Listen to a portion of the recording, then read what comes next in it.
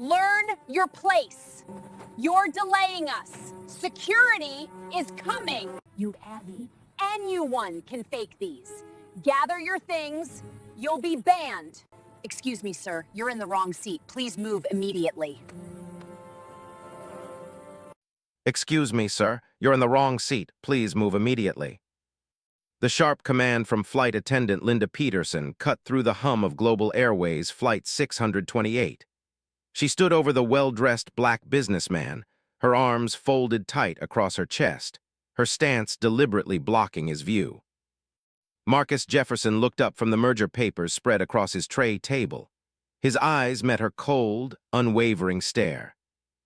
Behind Linda, a white passenger shifted his weight impatiently, checking his expensive watch and sighing loudly at the holdup. "This is my assigned seat, ma'am," Marcus said in a measured tone, pulling out his boarding pass to show her. Linda snatched the pass without even glancing at it properly. Anyone can print fake tickets these days.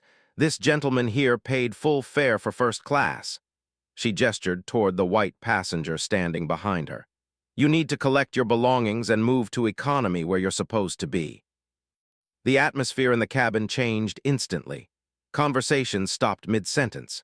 Nearby passengers froze, their eyes darting between the confrontation and their own laps. A young woman in seat 3B quietly reached for her phone and started recording.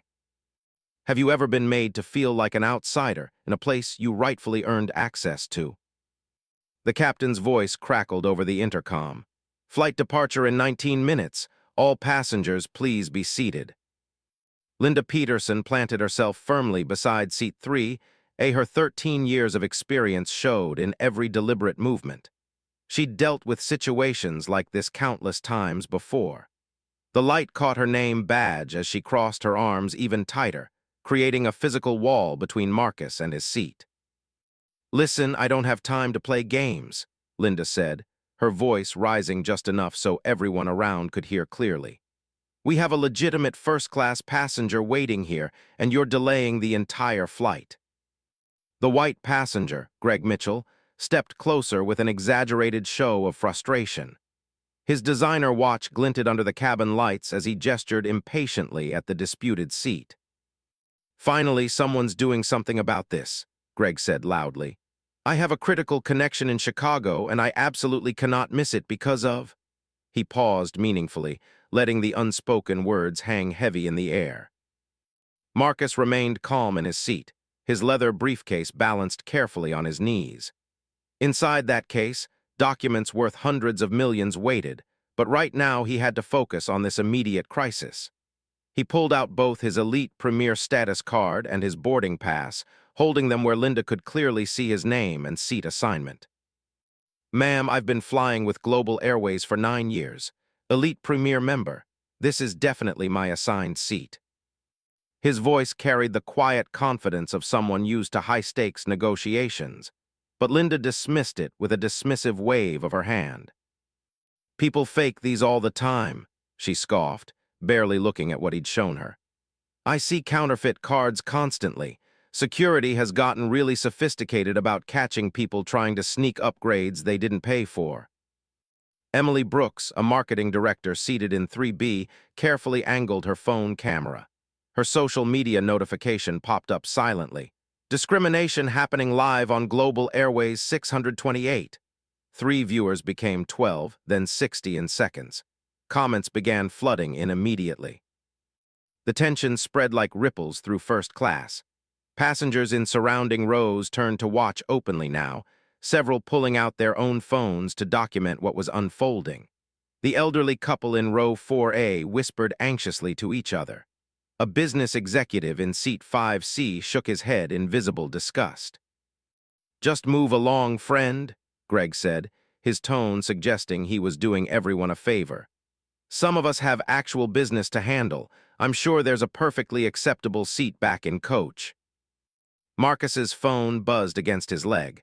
The message preview showed, "Board meeting tomorrow morning, final vote on Global Airways partnership."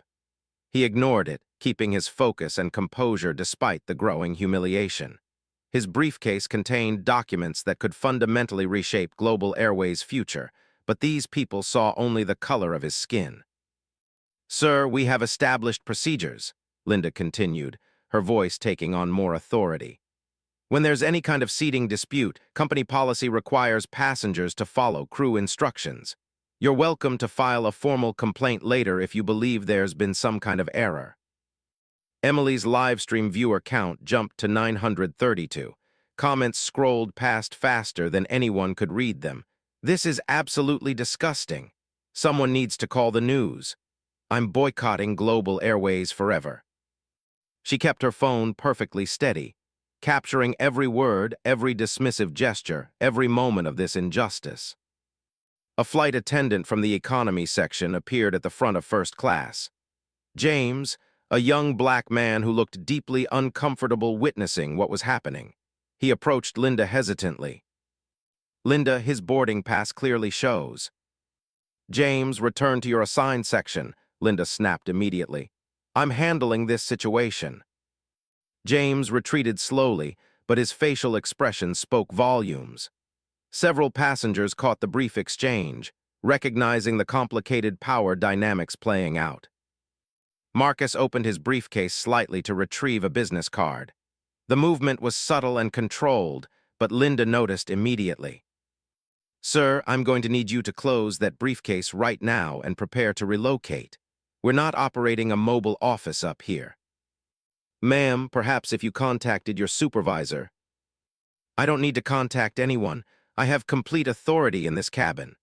Linda's voice carried the smugness of someone wielding institutional power without oversight. "Either you move voluntarily right now, or we'll have airport security escort you off this aircraft." The threat hung heavy in the recycled cabin air. Emily's livestream showed 1,300 viewers now.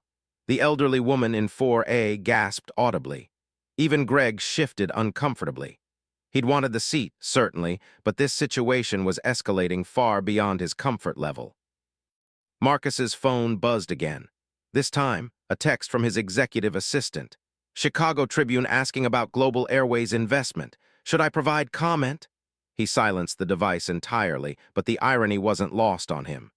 Tomorrow's board meeting would determine Global Airways' diversity and inclusion initiatives for the next decade. Today, he was living proof of why those initiatives were desperately needed. "Flight departure in 16 minutes, came another announcement overhead. Linda seized on the urgency in the announcement. "Sir, you're now officially causing a flight delay. That's a federal offense under aviation law. I'm calling ground security to have you removed from this aircraft immediately." She reached for her radio in a deliberately dramatic gesture designed to intimidate. Passengers murmured among themselves. Someone whispered clearly, "This is absolutely insane." Another voice said, "Just let the man sit in his seat." But Linda had crossed a line she couldn't walk back from now. Her authority had been publicly challenged, witnessed by dozens of recording phones and Emily's rapidly growing live stream audience. In her mind, backing down at this point would undermine her credibility with both passengers and crew members. Marcus remained perfectly motionless, his years of business training evident in every controlled breath he took. He negotiated billion-dollar deals with far less drama than this flight attendant was creating over a simple seat assignment. But he also recognized the psychological trap closing around him. Any assertiveness on his part would inevitably be labeled as aggressive, threatening, or uncooperative. Greg cleared his throat awkwardly. "Look, maybe we should just—" "No," Linda cut him off sharply. "Company policy is absolutely clear. This passenger will comply immediately or be removed from the aircraft." The countdown continued, 14 minutes to scheduled departure. Emily's stream hit 2,004 viewers, and somewhere in that leather briefcase on Marcus's lap, documents waited that would soon transform this entire encounter into Global Airways' most expensive customer service disaster in the company's entire corporate history. The stage was perfectly set. The witnesses were all recording. The power dynamics seemed crystal clear to everyone watching. Nobody had any idea what was about to happen next. Flight departure in 13 minutes. Final boarding call for Flight 628. The announcement seemed to trigger something in Linda Peterson. She keyed her radio with aggressive precision, her voice carrying clearly across the entire cabin as she summoned reinforcements. Ground operations, this is Peterson on Flight 628. I need a supervisor and security personnel to Gate C-19 immediately. We have an uncooperative passenger refusing direct crew instructions. Emily Brooks's livestream exploded. The viewer count jumped from 2,004 to 3,400 in just 40 seconds. Comments flooded across the screen. Record everything. This is absolutely insane. Where's a manager when you need one? She adjusted her camera angle to capture the full scene, her professional marketing instincts recognizing this moment's massive viral potential. Senior flight attendant Diana Martinez appeared from the galley area, her supervisor stripes immediately visible on her uniform. 16 years with Global Airways had taught her to read tense situations quickly, but she was already primed by Linda's urgent radio call. "What's happening here?" Diana's tone was professionally neutral, but her body language aligned with Linda from the very beginning. "Passenger in seat 3A refusing to relocate for a legitimate first-class customer," Linda explained, gesturing dismissively toward Marcus. "He's presenting questionable documentation and causing a departure delay." Diana glanced briefly at Greg Mitchell, who nodded eagerly in confirmation. "I paid full premium fare for first class. This whole thing is completely ridiculous." Marcus handed Diana his boarding pass and Elite Premier card without saying a word. She examined them briefly, but Linda leaned in close, whispering something that made Diana's expression visibly harden. "Sir, these types of disputes occur frequently," Diana said, returning the documents with barely a glance. "Our standard policy is to resolve seating issues with minimal disruption to other passengers. We have several available seats in premium economy class." "With all respect, ma'am, I purchased this specific seat. I have a confirmed reservation," Marcus replied quietly. Emily's phone captured every subtle nuance of the interaction. Her livestream audience had grown to 5,300 viewers, with shares multiplying exponentially across all social platforms. The hashtag flight discrimination was gaining organic momentum by the second. Ground Supervisor Thomas Reed jogged down the jet bridge, slightly winded. A 21-year airport veteran, he'd handled countless passenger disputes over the years, but Linda's radio call had suggested something more serious than usual. "Evening, everyone. What seems to be the problem here?" Before Marcus could respond, Linda launched into her narrative immediately. "Fraudulent documentation, refusing direct crew instructions, disrupting other passengers, causing potential missed departure window." Thomas's expression shifted as he absorbed Linda's characterization of events. He glanced at Marcus, then at the growing crowd of passengers with phones recording, making rapid mental calculations about liability exposure and schedule disruption. "Sir, I'm going to need you to step off this aircraft so we can resolve this matter through proper channels," Thomas said, his tone making clear this wasn't a request open to negotiation. The cabin erupted in murmurs and whispers. Several passengers voiced immediate objections. "This is straight-up discrimination. Just let him stay in his seat. Check his documents properly." But other voices emerged too. "Just move him so we can leave on time. I have an important connection to make. Security should definitely handle this." The plane divided into vocal opposing camps, with Marcus at the uncomfortable center of a brewing social media firestorm. Emily's stream now showed viewers from 14 different countries. The story was spreading far beyond American borders in real time. Officer Rachel Thompson entered the aircraft, her airport security uniform immediately commanding attention. An 11-year veteran and the only black person in the official response team, she found herself in an impossibly difficult position. "Evening, everyone," Rachel said carefully. She'd actually watched Emily's live stream during her walk to the gate, understanding the troubling optics before even entering the situation. "Can someone explain what's happening?" Diana stepped forward immediately. "The passenger refuses to comply with direct crew instructions. We need him removed so we can maintain our departure schedule. Rachel approached Marcus, her expression carefully neutral, but her eyes communicating something quite different. "Sir, may I see your documentation?" Marcus handed over his materials once again. Rachel examined them with genuine thoroughness. The boarding pass clearly showed seat 3A. The elite status card was completely legitimate. Even the seat selection timestamp proved conclusively that everything was in perfect order. "These documents appear completely valid," Rachel said slowly, carefully. "But airline crew members have discretionary authority over all seating arrangements," Thomas interjected quickly. "Federal aviation regulations specifically support crew decisions in these types of matters." Rachel nodded reluctantly. She understood the legal framework perfectly well, but she also recognized blatant racial profiling when she saw it with her own eyes. Her job required following established procedures, even when those procedures clearly enabled discrimination. "Departure in 9 minutes," came the overhead announcement. "Gate agents preparing to close boarding door."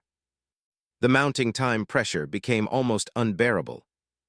Diana made the decision that would ultimately cost Global Airways millions upon millions of dollars. "Sir, we're fully prepared to have you removed from this flight and permanently banned from all future Global Airways travel, if you don't comply immediately." Marcus stood slowly, his movements deliberate and completely controlled. Every single passenger watched, every phone recorded, every social media feed captured this pivotal moment in real time. He reached for his briefcase handle, and Linda actually smirked with visible satisfaction. "You really should have moved when I asked politely the first time," she said, just loud enough for nearby passengers to hear clearly. Emily's livestream hit 13,600 viewers. Comments poured in from journalists, civil rights organizations, and airline industry insiders. Someone had already identified the specific flight number and was tracking it in real time. Another viewer had posted Global Airways customer service phone number repeatedly. Marcus's phone vibrated with multiple incoming calls. His executive assistant, his personal lawyer, board members who'd seen the live stream. He ignored every single one, focusing entirely on the briefcase in his hands. Greg Mitchell settled into seat 3A with theatrical relief, immediately requesting champagne from a passing flight attendant. His satisfaction was painfully visible to everyone present, including Emily's thousands of cameras. "Finally," Greg muttered just loud enough to be heard, "some people really just need to learn their proper place in society." The comment hit Emily's livestream like a nuclear bomb. Viewer outrage exploded instantly in the comment section. Screenshots flew across Twitter, Instagram, and TikTok within seconds. The hashtags merged and multiplied. Flight discrimination combined with know your place, creating an unstoppable social media firestorm. Rachel Thompson stepped slightly closer to Marcus, lowering her voice. "Sir, please just cooperate right now. I know this situation isn't right, but fighting it here won't help anyone involved." Marcus looked at her with something resembling genuine sympathy. "Officer Thompson, you're absolutely correct. Fighting this here won't help anyone." His words carried a strange emphasis, as if he knew something crucial that she didn't. Rachel frowned, sensing undercurrents she couldn't quite identify. Diana keyed her radio. "Ground operations, passenger is complying. We'll need standard paperwork for the flight ban documentation." "Copy that. Flight 628 cleared for departure in 7 minutes." The assembled crew, Linda, Diana, Thomas, stood in a confident semicircle around Marcus, their institutional authority apparently completely vindicated. They'd successfully removed an uncooperative passenger and maintained their precious departure schedule. Emily's phone showed 17,200 viewers now, with major news outlets beginning to pick up the developing story. Her hands trembled slightly as she realized she was documenting something that would fundamentally change everything for everyone involved in this moment. Marcus reached into his briefcase and withdrew a single document with deliberate care. Then he pulled out 2 business cards, holding them with the same careful precision other people might reserve for handling loaded weapons. The smug expressions surrounding him were about to transform into something else entirely. "Before I leave this aircraft," Marcus said quietly, "I think there are some people you should probably call." Marcus Jefferson extended the first business card to Diana Martinez with the exact same deliberate precision he used in billion-dollar corporate negotiations. The embossed lettering caught the overhead cabin light perfectly. Marcus Jefferson, Chief Executive Officer, Jefferson Capital Holdings. Diana's eyes moved from the card to Marcus's face, then back to the card again. Her expression shifted like tectonic plates colliding, confusion melting into recognition, then into absolute dawning horror. "Please call your district manager immediately," Marcus said, his voice taking on a new quality that made absolutely everyone lean forward instinctively. "Tell Sandra Williams that Jefferson Capital Holdings needs to urgently discuss our Global Airways investment position." The words hung suspended in the recycled cabin air like smoke from a massive explosion. Linda Peterson's smug expression froze mid-formation. Thomas Reed stepped closer, squinting at the business card as if it might be written in an alien language. "Jefferson Capital Holdings," Diana whispered, the name triggering immediate corporate memory. Her face drained of all color as the catastrophic implications cascaded through her mind. She'd seen that name on executive memorandums, board meeting minutes, quarterly financial reports. This wasn't just any investment firm. Marcus handed her the second card. This one bore the Global Airways logo alongside dense legal text. "Preferred stock certificate, Series B voting rights, 24.8% ownership interest." Emily Brooks's live stream viewer count exploded past 19,000. Comments flooded the screen faster than human eyes could possibly read them. "Oh my God, ultimate plot twist. He literally owns the airline. This is absolutely insane." Major news outlets started embedding the live stream directly on their breaking news websites in real time. "We acquired our position 5 weeks ago," Marcus continued, his tone remaining conversational despite the absolute bombshell he'd just dropped. "The largest private investment in Global Airways' entire corporate history. $918 million in preferred voting stock. Tomorrow's board meeting was specifically scheduled to finalize our comprehensive diversity initiative proposal." Linda Peterson's hand flew to her throat. The champagne glass in Greg Mitchell's hand trembled visibly as he processed what he was hearing. Officer Rachel Thompson stepped back instinctively, recognizing a seismic shift in power dynamics that her entire security training had never remotely covered. "Mr. Jefferson," Diana stammered badly, I had absolutely no idea." "That was precisely the entire point," Marcus replied, his executive presence now completely unmistakable to everyone present. "This specific flight was deliberately chosen to observe real frontline customer service practices. What you've all witnessed tonight is exactly why our investment includes mandatory bias recognition training requirements and comprehensive quarterly diversity audits." Thomas Reed fumbled desperately for his radio. "Ground operations. We need District Manager Williams on this aircraft immediately. Code Priority Alpha. This is absolutely not a drill." The aircraft cabin fell into utterly stunned silence. Passengers who'd been recording blatant discrimination now found themselves documenting actual corporate history unfolding in real time. Emily's phone captured every facial expression, every moment of crushing realization, every single second of the most expensive customer service failure in aviation industry history. The elderly couple in row 4A exchanged glances of complete disbelief. The business traveler in 5C dropped his laptop entirely, focusing exclusively on the unfolding drama. Even James, the economy flight attendant, had quietly crept forward to witness the revelation firsthand, his earlier discomfort now replaced by vindication. Marcus opened his briefcase completely for the first time, revealing thick merger documents, legal briefs, and detailed financial projections. The papers that Linda had dismissed as fraudulent business materials were actually binding contracts worth nearly $1 billion. These documents detail our comprehensive diversity audit framework, Marcus explained, lifting a thick folder clearly marked, Confidential Board Review. Real-world testing was phase 1 of implementation. Ms. Peterson and Mr. Reed just provided exceptional data for our compliance review documentation. Linda's legs seemed to give way slightly. She gripped the nearest seat back for physical support, her 13 years of seniority suddenly feeling like 13 years of accumulated liability. Her mind raced frantically through every interaction she'd ever had with minority passengers, wondering which ones might have been secretly recorded or formally reported.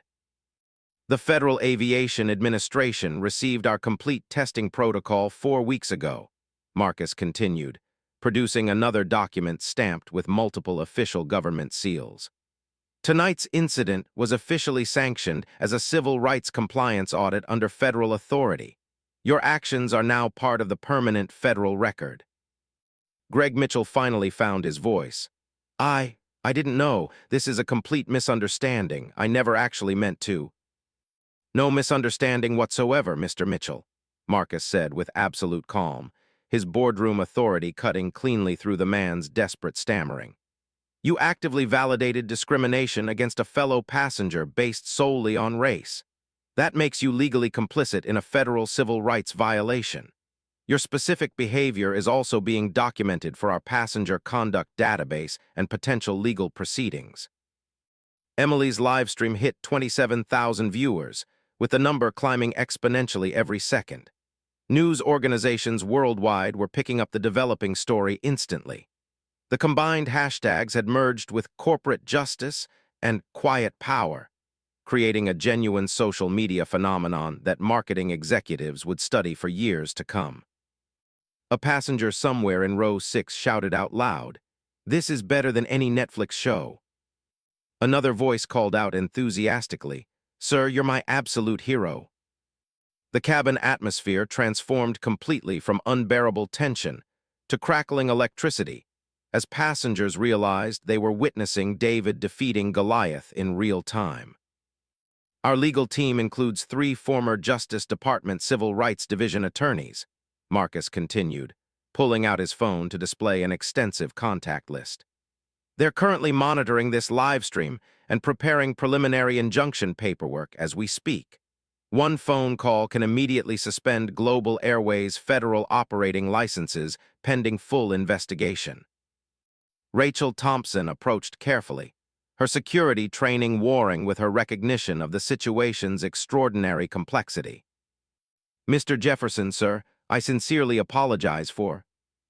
"Officer Thompson, you conducted yourself with complete professionalism throughout this entire incident," Marcus interrupted gently. "Your position was genuinely impossible, and you handled it with dignity. That will be specifically noted in our official report to the Airport Security Administration." The relief on Rachel's face was instantly visible. Unlike the airline employees, she'd been caught between competing institutional authorities rather than creating the problem herself. Her body language visibly relaxed for the first time since entering the aircraft. Diana's radio crackled urgently. "District Manager Williams en route. Estimated arrival 2 minutes. Legal department has been notified and mobilized." 2 minutes, Marcus repeated thoughtfully. That should provide sufficient time to review the immediate consequences of tonight's events. He pulled out his smartphone, opening a specialized app that displayed real-time Global Airways stock prices. Our ownership position gives us substantial influence over share valuation. Tonight's incident, combined with comprehensive social media documentation, represents what financial analysts term material reputation risk. The numbers on his screen showed after-hours trading activity in real time. News of the incident was already dramatically affecting investor confidence. Social media sentiment analysis showed overwhelmingly negative responses to every hashtag related to Global Airways. Stock price has dropped $2.40 per share in the last 17 minutes, Marcus observed, his voice carrying the weight of genuine financial expertise. With 1.9 billion shares outstanding, That represents a market capitalization reduction of approximately $4.6 billion, all from one customer service interaction. Linda Peterson's face went absolutely ashen. She'd never once considered that her routine actions could affect corporate valuation or shareholder value in any way. Her training had focused exclusively on passenger compliance, never on financial consequences or corporate liability exposure. The ripple effects extend far beyond simple stock price, Marcus continued, consulting another specialized app on his phone. Our institutional investor network includes BlackRock, Vanguard, and State Street Global. They're all actively monitoring tonight's events for environmental, social, and governance compliance violations. He showed Diana his phone screen displaying real-time social media analytics. Twitter's sentiment toward Global Airways has dropped 79% in the past 22 minutes. Instagram engagement is 91% negative. TikTok videos using the hashtag flight discrimination has already reached 3.1 million views. The Federal Aviation Administration requires detailed incident reports for all discrimination complaints, Marcus continued, his corporate legal background evident in every precisely chosen word. Our legal team will ensure this evening receives absolutely thorough documentation and complete federal review. He produced his phone again, showing an extensive contact list that included civil rights attorneys, federal regulators, and congressional staff members. 26 people are currently monitoring Emily's live stream from our offices. This incident is being actively analyzed for potential class action lawsuit implications. Linda Peterson finally spoke, her voice barely above a whisper. Sir, there's been a terrible mistake. I was just following our standard procedures. Show me the standard procedure that specifically authorizes racial profiling, Marcus interrupted calmly. Point to the training manual section that says black passengers should be presumed fraudulent until conclusively proven otherwise. The challenge hung completely unanswered in the air. Linda's mouth opened and closed without producing any sound. Her 13 years of experience suddenly worthless against this level of corporate accountability. Thomas Reed attempted desperate damage control. Mr. Jefferson, surely we can resolve this matter internally through proper company channels. Mr. Reed, this matter became external the precise moment you threatened to ban me from future flights. Emily's livestream has documented everything for comprehensive regulatory review and potential congressional hearings. Emily's viewer count had reached 38,000, with international news outlets beginning live coverage of their own. The story was completely beyond any possibility of containment now, spreading through news networks, social media platforms, and aviation industry channels like wildfire. Marcus retrieved another thick document from his briefcase. Federal Aviation Regulation Part 251 addresses involuntary removal of passengers. None of the legal criteria were met tonight. This was discrimination, pure and simple. He held up a legal brief thick enough to be used as a weapon. Our preliminary injunction paperwork is already prepared and ready to file. Jefferson Capital Holdings has the legal resources to tie Global Airways in federal court for years. The threat wasn't empty corporate posturing at all. Jefferson Capital Holdings employed more attorneys than some mid-sized government agencies. Their legal resources could tie any airline in regulatory knots for decades. Greg Mitchell stood abruptly from seat 3A, finally understanding his precarious legal position. I should probably return to my original assigned seat. You should probably contact your employer's legal department immediately, Marcus suggested calmly. Your recorded comments will likely become Exhibit A in discrimination training seminars nationwide for years. The cabin door opened, and Sandra Williams entered with the urgency of someone whose entire career was in complete freefall. 24 years with Global Airways had prepared her for countless crises, but definitely not this one. Mr. Jefferson, she said immediately, bypassing all subordinates completely. I deeply, sincerely apologize for this unprecedented situation. Ms. Williams, apologies don't address systemic problems, Marcus replied evenly. Your company has exactly 24 hours to present a comprehensive action plan addressing the discrimination patterns documented tonight. He handed her a final business card. Our law firm specializes in corporate compliance and civil rights litigation. They'll be expecting your call within the hour. The livestream audience watched in absolute fascination as one of America's largest airlines scrambled desperately to contain damage from a single customer service interaction. The story had absolutely everything: corporate drama, social justice, hidden power, and real-time consequences unfolding live. Passengers throughout the cabin began applauding spontaneously. The sound built from scattered claps to absolutely thunderous ovation. Emily's phone captured the moment when ordinary travelers celebrated extraordinary justice. Marcus stood slowly, his bearing completely transformed from victim to executive authority. Ladies and gentlemen, this concludes our impromptu case study in customer service excellence. Ms. Williams, shall we discuss the immediate changes your company will implement? Linda Peterson, Thomas Reed, and Greg Mitchell stood frozen like museum exhibit statues. Discrimination in the digital age. Their faces would soon become cautionary tales in corporate training programs worldwide. Sandra Williams stepped into the aircraft cabin like a firefighter entering a building fully engulfed in flames. Her 24 years with Global Airways had taught her to assess corporate damage quickly, but the scene before her defied every training protocol she'd ever learned. "Mr. Jefferson," she began, her voice carefully modulated for damage control, "I want to personally assure you that Global Airways takes these types of matters extremely seriously." Marcus remained seated calmly, his briefcase open like a military command center. Financial documents, legal briefs, and regulatory filings spread across his tray table in organized precision. "Ms. Williams, serious situations require serious solutions. Let's discuss the metrics." He lifted a tablet displaying real-time data analytics. Jefferson Capital Holdings tracks customer satisfaction scores across all portfolio companies.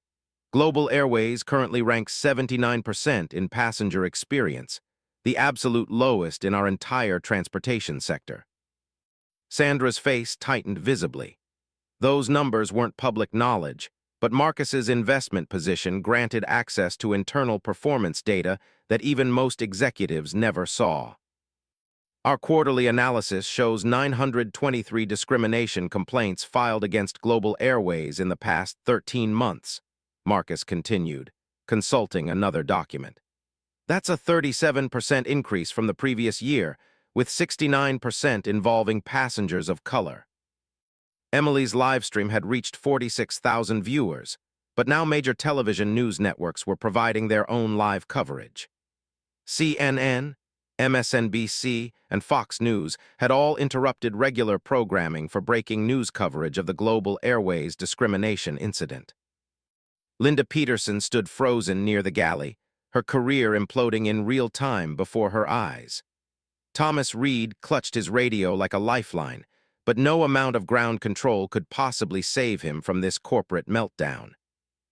"The financial implications extend far beyond simple stock price volatility," Marcus explained, pulling up another screen on his tablet. "Our environmental, social, and governance assessment directly influences our $918 million investment strategy. Tonight's incident represents a material breach of our partnership agreement terms." Sandra pulled out her own tablet, frantically consulting corporate crisis management protocols. "Mr. Jefferson, what immediate actions would demonstrate our genuine commitment to addressing these concerns?" "Accountability comes first," Marcus replied firmly. "Ms. Peterson will be immediately suspended pending a complete investigation. Mr. Reed will undergo comprehensive bias training before returning to any passenger-facing duties." He gestured toward the live-stream documentation. Emily Brooks's video provides unambiguous evidence of discriminatory conduct. Federal Aviation Administration regulations require immediate reporting of all civil rights violations. Greg Mitchell, still trembling in seat 3A, finally found the courage to speak again. "Mr. Jefferson, I sincerely apologize for my behavior. I had absolutely no right to. Mr. Mitchell, your apology is noted but insufficient, Marcus interrupted calmly. Global Airways will implement a passenger conduct database tracking discriminatory behavior. Your actions tonight clearly qualify for inclusion. The threat wasn't remotely empty. Airlines maintained sophisticated databases tracking passenger behavior, and inclusion could affect future travel privileges across multiple carriers industry-wide.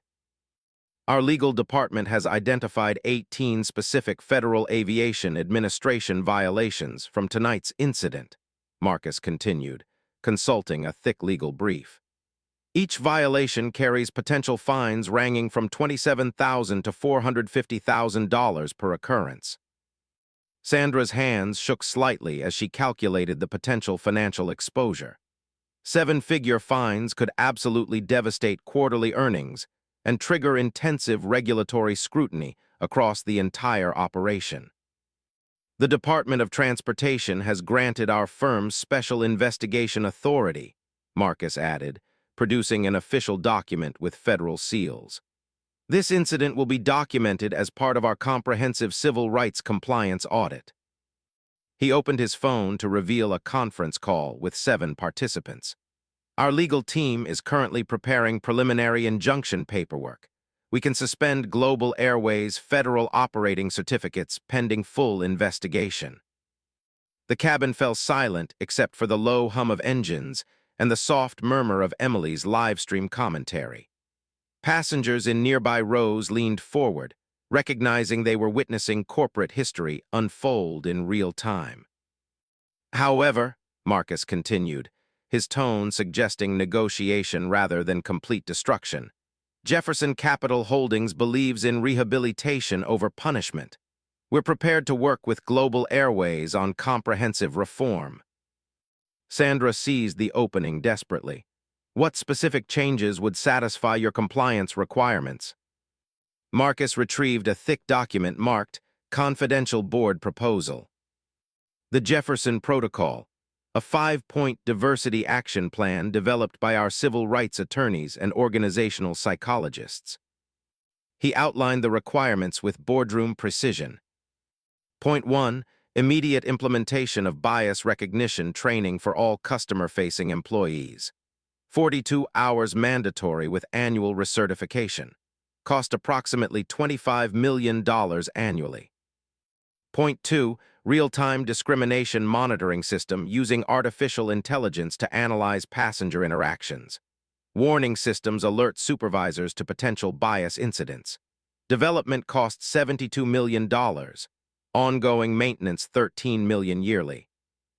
Point 3. Independent civil rights ombudsman position reporting directly to the CEO. This person investigates discrimination complaints and has authority to terminate employees for violations. Annual budget $8.5 million including staff and operations. Point 4. Quarterly diversity audits by third-party civil rights organizations. Results published publicly and shared with federal regulators. Cost $5.5 million per quarter. Point 5. $55 million diversity scholarship fund supporting aviation careers for underrepresented communities. This creates pipeline diversity while demonstrating genuine commitment to change. Sandra's tablet showed the financial implications clearly. $178 million in first-year costs, with $76 million annually thereafter. The numbers were absolutely staggering, but the alternative, regulatory shutdown and investor flight, would cost billions. Our timeline is non-negotiable, Marcus continued firmly.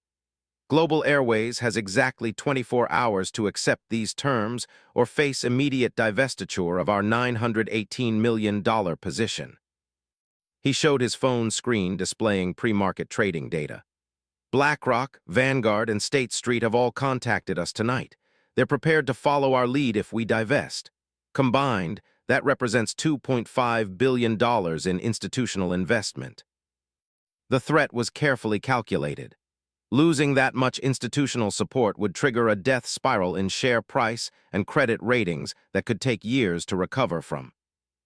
The broader implications extend beyond Global Airways, Marcus explained. Our investor network includes pension funds representing 13.4 million workers. They're watching tonight's response as a test case for corporate accountability. Linda Peterson finally spoke, her voice cracking with desperation. Mr. Jefferson, I have a family. I've worked here for 13 years. Please don't let one mistake destroy my entire career. Marcus turned to face her directly. Ms. Peterson, your mistake was treating me like a criminal because of my skin color. That wasn't a momentary lapse in judgment. It was systematic bias that's affected hundreds of passengers. He consulted another document.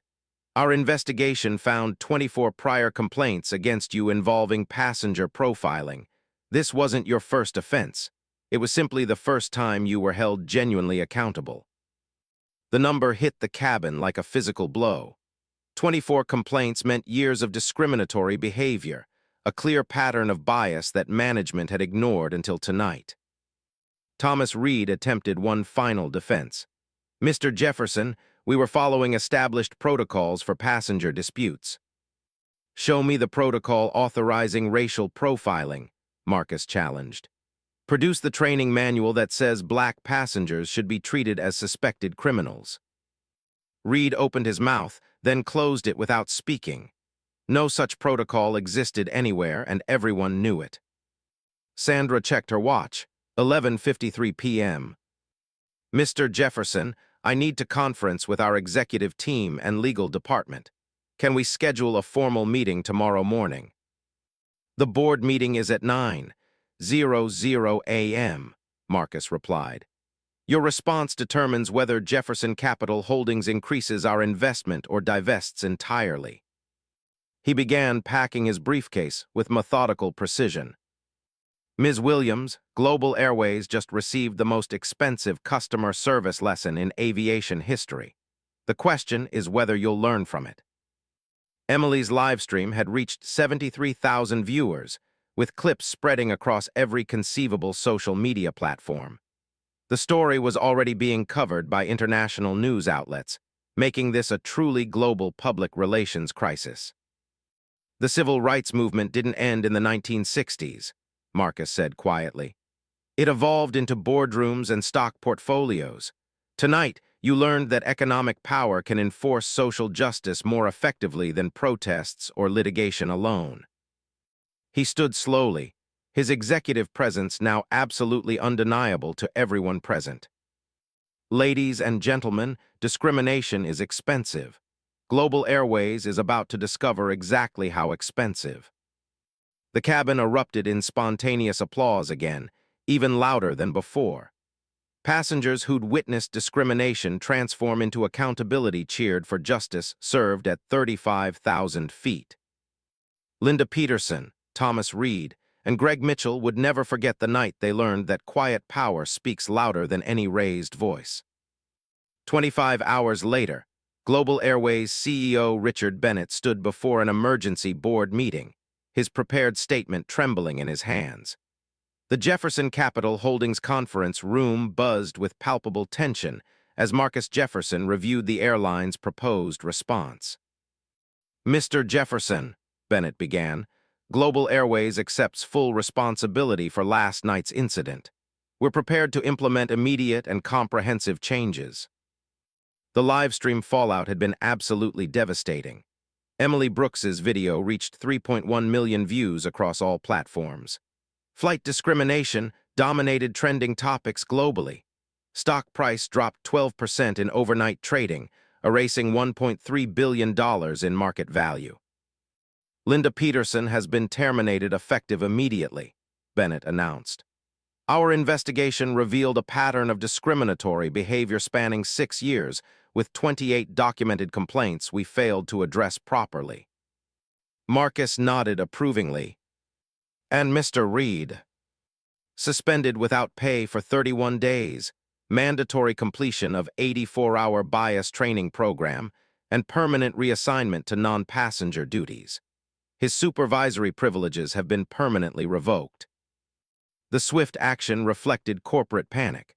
Global Airways' legal department had worked through the night calculating exposure from potential class action lawsuits and federal investigations. The Jefferson Protocol has been approved by our board of directors, Bennett continued. Implementation begins today with a $178 million budget allocation for the first year. Marcus consulted his tablet, explained the timeline specifics. Bias training rollout starts next Monday across all hubs. 36,000 employees will complete certification within 92 days. The AI monitoring system goes live in 6 months, with beta testing beginning immediately at Denver, Los Angeles, and Miami.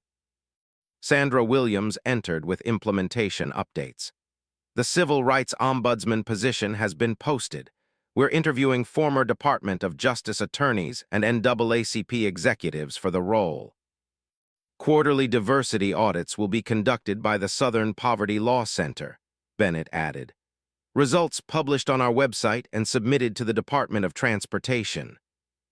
The $55 million scholarship fund had already generated positive media coverage, with applications opening for aviation programs at historically black colleges and universities. Emily Brooks's role in documenting the incident earned her recognition far beyond viral fame. CNN offered her a correspondent position covering civil rights issues. Her live stream had become a case study in citizen journalism's power to enforce corporate accountability. Greg Mitchell's employer terminated his consulting contract, Marcus noted, consulting his phone. His comments during the incident violated their diversity and inclusion policies.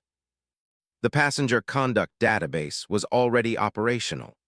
Mitchell's profile included warnings about discriminatory behavior, potentially affecting his ability to travel on multiple airlines industry-wide. Officer Rachel Thompson received commendation from the Airport Security Administration for her professionalism during the crisis, Marcus continued. Her careful handling of an impossible situation became training material for security personnel nationwide. The ripple effects extend far beyond global airways, Marcus observed. United, Delta, and Southwest have all announced enhanced bias training programs. The entire industry is taking notice. Federal Aviation Administration Administrator Jennifer Martinez issued new guidance requiring airlines to report discrimination incidents within 24 hours. Congressional hearings were scheduled to examine systemic bias in commercial aviation. Our investor confidence has stabilized, Bennett reported carefully. BlackRock and Vanguard confirmed continued support following your announcement of increased investment rather than divestiture. Jefferson Capital Holdings had surprised the market by doubling their Global Airways position, demonstrating faith in the company's reform efforts. The $430 million additional investment sent stock prices soaring, recovering all losses from the initial incident. Real change requires ongoing accountability, Marcus emphasized. Our quarterly compliance reviews will monitor progress on every single metric. The transformation wasn't just cosmetic. Global Airways restructured their entire customer service philosophy around dignity and respect. Employee evaluations now included bias assessment scores. Promotion requirements included demonstrated cultural competency. 6 months from today, we'll evaluate the program's effectiveness, Marcus announced. Success means continued partnership. Failure means immediate divestiture and public documentation of shortcomings. The threat remained very real. Jefferson Capital Holdings' influence extended throughout the investment community.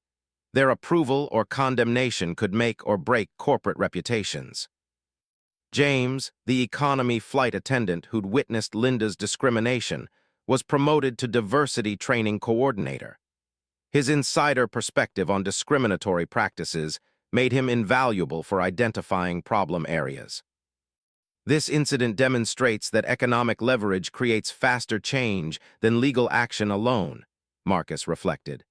Corporate boardrooms respond to financial pressure more quickly than courtrooms. The Jefferson Protocol became industry standard within 19 months.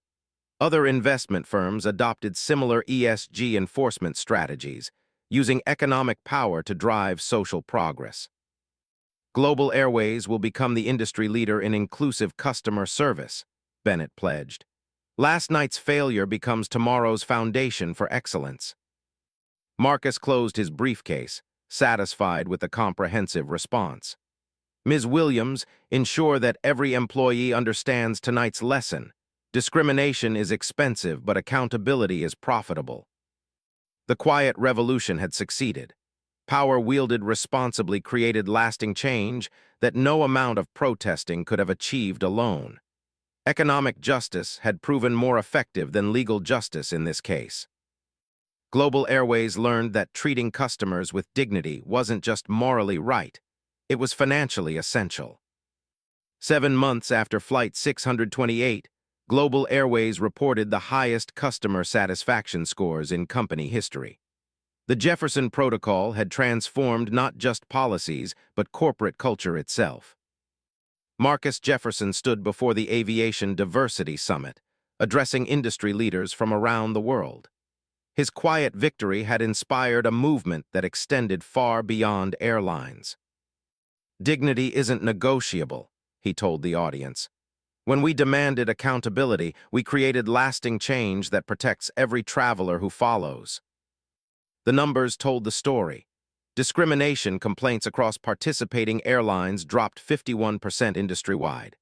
Minority business travel increased 34% on carriers implementing bias training programs. The economic impact of inclusion had become undeniable. Emily Brooks's documentary, 35,000 Feet to Justice, premiered at the Sundance Film Festival, winning the Audience Award for Best Documentary Feature.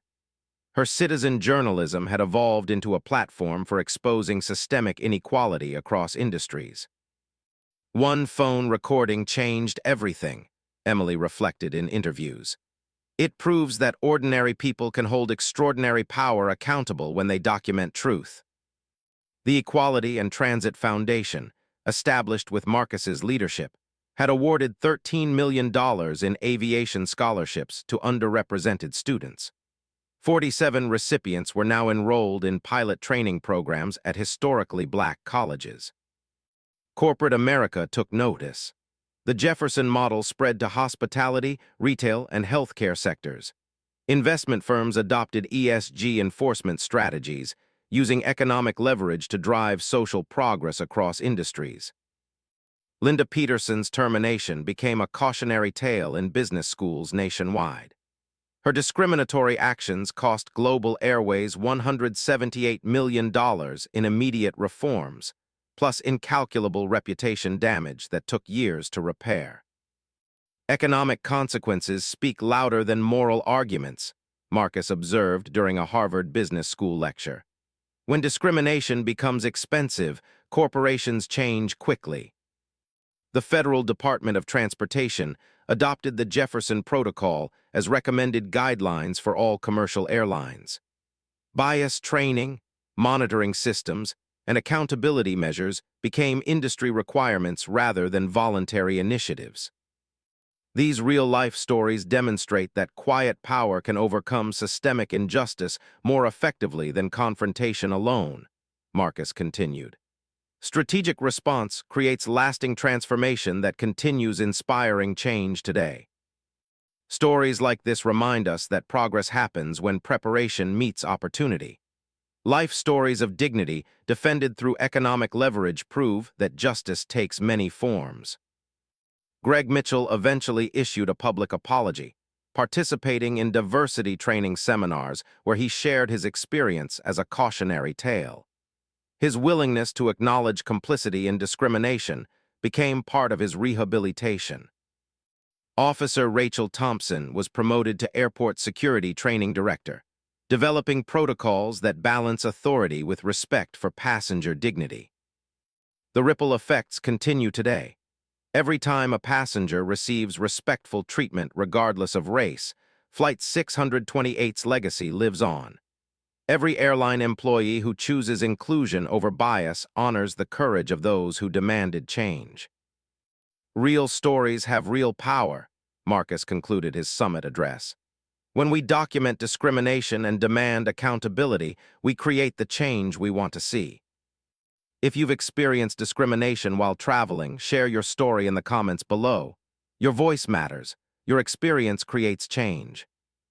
These stories of quiet power overcoming bias need to be heard. Subscribe for more accounts of dignity defended and justice served. Together we document truth and demand the respect we deserve.